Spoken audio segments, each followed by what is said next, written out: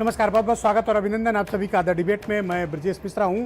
पूरा देश, पूरा उत्तर प्रदेश जिस वक्त कोरोना की भयानक महामारी और इस महाविपत्ति की चपेट में है, बहनों भाइयों, ठीक इसी वक्त उत्तर प्रदेश की ब्यूरोक्रेसी, उत्तर प्रदेश की लीडरशिप में बैठे हुए पॉलिटिशियंस यहाँ पर घोटाला और घपला कर रहे हैं। आपका पैसा खा रहे हैं, आपके हक में खरीदे जाने वाले मेडिकल उपकरणों में बेईमानी कर रहे हैं, आपके साथ धोखा कर रहे हैं, भ्रष्टाचार में तल्लीन है। इस भ्रष्टाचार का खुलासा भारत समाचार ने भी किया, विपक्ष ने इसको मुद्दा बनाया और जब अब बाकी मीडिया में भी ये चीजें सार्वजनिक हुई, तब आज उत्तर प्रदेश की सरकार ने एक एसआईटी गठित की है 3 आईएएस अफसरों की, जिसमें इस पूरे प्रकरण की जांच की जाएगी। ये एक ऐसी एसआईटी है जो प्रशासनिक कमेटी, ज्यादा कहना इसको बेहतर होगा, क्योंकि ये कोई इन्वेस्टिगेशन नहीं होगी, एक इंक्वायरी है, इसमें इन्वेस्टिगेशन नहीं होगा।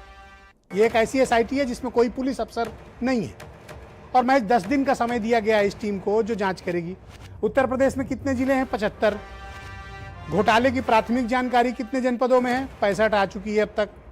तो 10 दिनों में कोई कमेटी कितना जांच कर सकती है, ये एक बड़ा प्रश्न है, पहली बात। दूसरा, ये पहली ऐसी एसआईटी है जिसमें कोई पुलिस अफसर नहीं है। कोई आईएएस इन्वेस्टिगेशन कैसे कर पाएगा, ये मेरी समझ से परे है। बनाने वाले बेहतर जानते होंगे कि उन्होंने इस एसआईटी को किस मकसद से बनाया है। तो ये एसआईटी क्यों बनी? इसलिए बनी क्योंकि उत्तर प्रदेश में सभी ग्राम पंचायतों में, सभी नगर निकायों में, सभी नगर निगमों में pulse oximeter, thermal scanner, sanitizers और दूसरे मेडिकल उपकरणों की खरीद की गई, इसलिए ताकि अगर गांव ग्रामीण में कोरोना फैलता है तो उसकी जांच की जा सके, चिन्हित किया जा सके। तो आपदा में बहुत से लोगों ने अवसर तलाश लिया। अधिकांश जिलों के कलेक्टर्स ने इस भ्रष्टाचार में पूरा का पूरा तल्लीन रहे हैं। हर जिले, हर गांव में, हर ग्राम पंचायत में इसकी खरीद हुई है। 5,000 का किट किसी ने 10,000 में खरीदा, किसी भाई साहब ने 15,000 में खरीदा और किसी कलेक्टर महोदय ने 20-20 हजार में खरीद लिया। अभी पता नहीं है उत्तर प्रदेश सरकार को, पिछले 15 दिन से ये घोटाला खुला हुआ है, अब तक कोई जानकारी इकट्ठी नहीं की गई। ना तो चीफ सेक्रेटरी ने इकट्ठी की, ना चीफ मिनिस्टर कार्यालय ने पता की कि आखिर ये घपला हुआ कैसे। 2-3 प्रश्न मेरे खड़े होते हैं कि जब पूरे प्रदेश में तकरीबन 1 लाख ग्राम पंचायतें हैं और इतने बड़े पैमाने पर खरीद हो रही थी, इस पर कोई कंट्रोलिंग डिपार्टमेंट नजर क्यों नहीं रख रहा था? सवाल नंबर 1। सवाल नंबर 2 कि जब इस पर खरीद हो रही थी उस वक्त इसके लिए इसके मूल्य निर्धारित क्यों नहीं किए गए? राज्य और केंद्र सरकार के जो मेडिकल उपकरण खरीदने की एजेंसियां हैं, उनके मानकों के मुताबिक खरीद क्यों नहीं हुई? जेम पोर्टल से खरीद क्यों नहीं हुई, जिसका शासनादेश है उत्तर प्रदेश में? मनमाने तरीके से जिलाधिकारियों ने डिजास्टर मैनेजमेंट एक्ट 2005 का दुरुपयोग करके, जिनमें सर्वाधिकार निहित होते हैं जिलाधिकारियों में, भयानक खरीद कराई। ग्राम प्रधानों को धमकाया, सेक्रेटरीज को धमकाया, अब भी करो पेमेंट। और ऐसी ऐसी कंपनियों को दिया गया है ठेका पल्स ऑक्सीमीटर बेचने का। कोई कंस्ट्रक्शन के काम में है, कोई पंचर बनाती हैं, किसी के 1 कमरे का मकान है, कोई गल्ले की दुकान खोले हुए है, कोई कुछ काम नहीं करता है, कोई चाय की दुकान में कंपनी का एड्रेस दिया गया। और कई कंपनियां कॉलेजेस में चल रही हैं, स्कूल कॉलेजों में के नाम पर कंपनियां खुली और उन्होंने सप्लाई की है। भयानक घोटाला है और यह महापाप है। आप कल्पना कर सकते हैं, जब लोग जीवन के लिए परेशान हो, लोगों की जिंदगी पर बात बनाई हो, लोग भूखे हों, परेशान हो, इस विपत्ति ने जीवन बर्बाद कर दिया हो, उस वक्त आप घोटाला करते हैं। शर्म नहीं आती है? विपत्ति में मदद की जाती है कि उसको लूटा जाता है? लानत है ऐसे लोगों पे जो इस तरह के भ्रष्टाचार में तल्लीन हो। अरे 1-1 रोटी के लिए लोग तरस रहे हैं। आपको पता है 2-2 हजार किलोमीटर लोग अपने गठरी लाद के, अपने परिवार को लाद के पैदल चल के गांव तक पहुंचे हैं। आप उनके साथ भ्रष्टाचार कर रहे हो, उनके साथ कर रहे हो जो 2 वक्त की रोटी के लिए परेशान है, उनके लिए कर रहे हो जो पढ़े लिखे होने के बाद फावड़ा चला रहे हैं, उनके हक का पैसा मार रहे हो। शर्म नहीं आती है? किस प्रकार की यह व्यवस्था है? कैसा सिस्टम है ये? और ये नौकरशाही पर निर्भरता कैसी है? इसकी मॉनिटरिंग क्यों नहीं हो रही थी? कितने मैसिव स्केल पर परचेज हो रही है, तो कौन देखेगा इसको? किस बात के लिए मीटिंग्स होती थी? क्या रिव्यू कमेटी कर रही थी? नोडल ऑफिसर्स क्या कर रहे थे? कंसर्न डिपार्टमेंट पंचायती राज विभाग का प्रिंसिपल सेक्रेटरी क्या कर रहा था? पंचायत राज का मिनिस्टर क्या कर रहे थे? जिलाधिकारियों का रोल क्या है? डीपीआरओस का रोल क्या है? सांसद विधायकों के रोल भी चेक होने चाहिए, वरना सामने आए कि क्या मामला है। कमाल हो गया। जिस वक्त लोगों की मदद में आगे आना चाहिए, आप उनका पैसा लूट ले रहे हो। कहां लेकर जाओगे ऐसा पैसा? कहां रखोगे ऐसा पैसा? गरीबों की आह बहुत बुरी होती है, और ऐसे लोग याद कर लें कि जो अगर विपत्ति में गरीबों को लूटा है, यह पैसा तुम्हें कभी फलेगा नहीं। यह सड़ांध की तरह फूटेगा और जिंदगी भर तुम्हारा पीछा करेगा। सवाल पूछेगा तुमसे, तुम्हारी पीढ़ियों से सवाल पूछेगा, तुमसे सवाल पूछेगा, तुम्हारे बच्चों से सवाल पूछेगा, गरीब का पैसा मारने वालों से। इस महामारी में महा घोटाला। और अभी तो सिर्फ ये मेडिकल उपकरणों का निकला है बहनों भाइयों, अभी तो न जाने कितने घपले कोरोना काल में भाई लोगों ने किए हैं।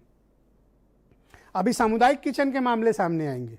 अभी कोरोना के हॉस्पिटल अधिग्रहण करने के नाम पर क्या खेल हुआ है, इसके घोटाले घपले बाकी हैं। कोरोना के नाम पर hotel, 5 star hotel, 3 star hotel, guest house के नाम पर क्या खेल हुआ है, उसके मसले भी सामने आएंगे। ब्यूरोक्रेसी पर निर्भरता किसी भी पॉलिटिकल पार्टी के लिए बहुत ही मुसीबत और जानलेवा होती है। कई बार जिनको समझ में नहीं आता, जो ब्यूरोक्रेसी पर निर्भर होकर सरकारें चलाते हैं, अंत में बहुत पछताते हैं। लेकिन तब पछताते हैं जब वक्त उनके हाथ से फिसल जाता है। इस केस में भी वही हो रहा है। आखिर क्या कारण है कि इतना बड़ा घोटाला हुआ? उत्तर प्रदेश के 65 जनपदों के नाम अब तक आ चुके हैं, 75 जिलों का सूबा है, और कार्रवाई सिर्फ 2 डीपीआरओ सस्पेंड। और जांच कौन करेगा? 3 आईएएस अफसरों की कमेटी। उनको जांच का क्या अनुभव है? इन्वेस्टिगेशन का क्या मतलब है?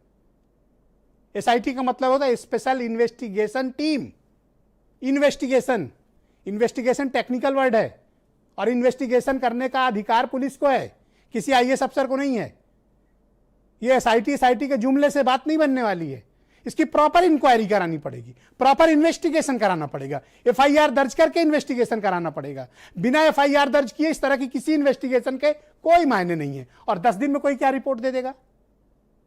कैसे पता चलेगा? एक जिले में कम से कम 1000 ग्राम पंचायतें होती हैं।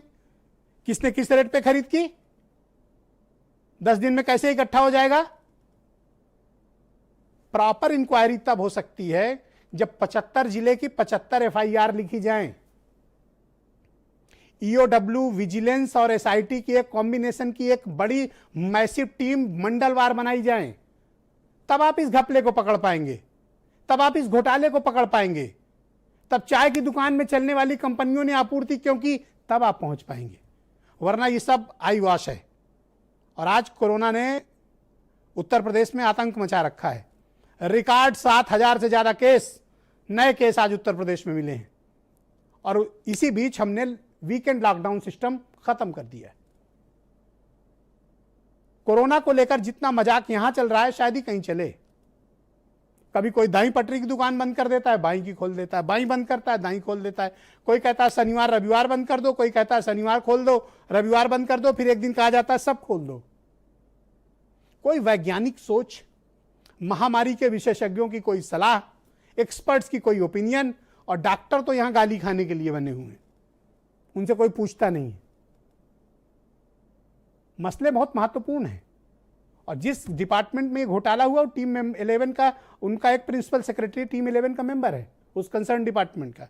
जवाबदेही सबकी सुनिश्चित होनी चाहिए। कुछ बयान सुनिए, एक बड़ी डिबेट को आगे बढ़ाएंगे। जो भी रेट सरकार ने तय किया था, उस रेट पर उनको खरीदना था।